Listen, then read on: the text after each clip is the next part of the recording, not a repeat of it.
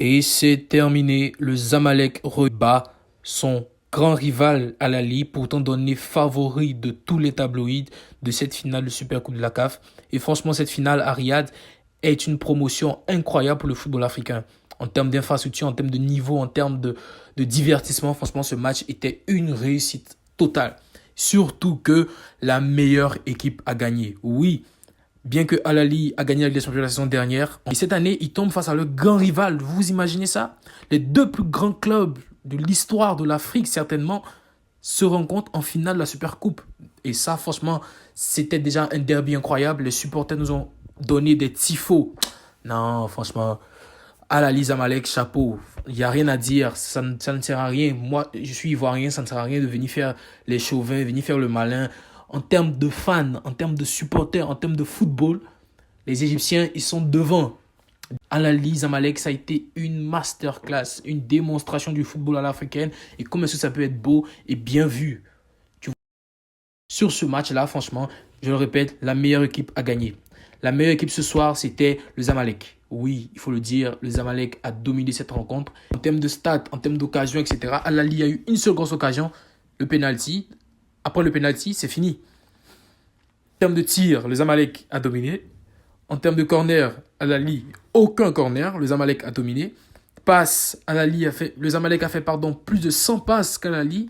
Le Zamalek a eu 2 fois plus de coups francs qu'Al Ahly.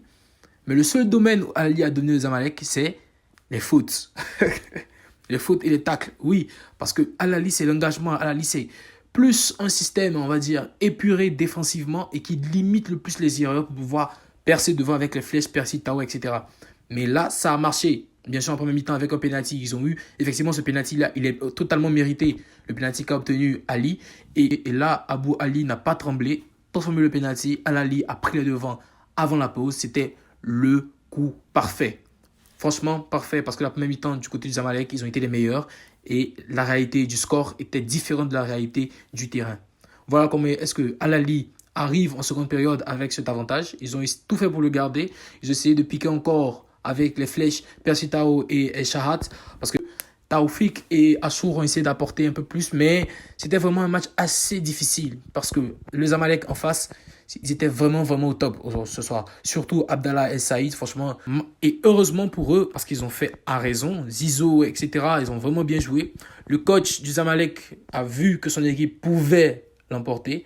76e minute, effectivement, on fait rentrer qui? Nasser Mansi. À la 76e minute et à la 77e minute, c'est-à-dire sur son premier ballon sérieux, il marque et il égalise. Franchement, c'était absolument mérité pour cette équipe du Zamalek qui a vraiment joué un football incroyable. Et voilà comment est-ce que nous sommes dirigés vers la séance des tirs au but. Et il faut dire qu'au départ, franchement, moi je pensais que Al Ahly allait emporter parce que Al Ahly avait Mohamed El Chenaoui. Mais en face, j'avais oublié que Mohamed Hawad, certes, il ne fait pas partie de l'équipe des pharaons d'Égypte à la dernière CAN, mais Mohamed Alwan au tir au but, c'est également très sérieux. Et voilà comment ils sont besoin de tir au but. Abdallah El Saïd, bien sûr, on le sait, il a transformé son penalty. Rami Rabia, pareil, etc. Jusqu'à ce qu'on arrive à Yaya Atiat Allah. Yaya Atiat Allah, on le rappelle, c'est le latéral gauche du Maroc. Il a joué la CAN, il a joué la Coupe du Monde. Il était excellent, franchement. Il venait en fait d'être recruté par Al Ahly. Je crois que c'était son troisième match, je pense, par Al Ahly. Et donc, c'était son premier derby. Et quand il arrive, là, il frappe.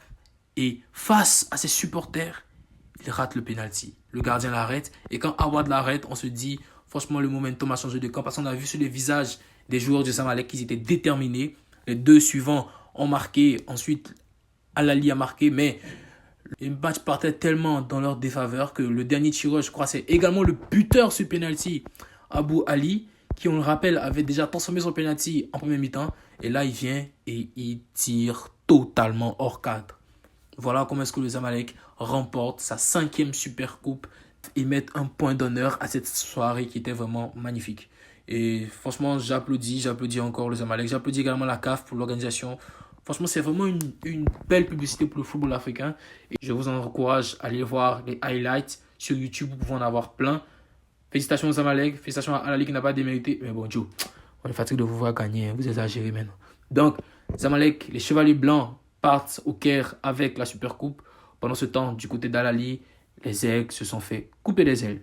Allez, merci beaucoup. J'espère que la vidéo vous a plu. N'oubliez pas de vous abonner, de lâcher un pouce bleu. D'ici là, portez-vous bien. Ciao, ciao.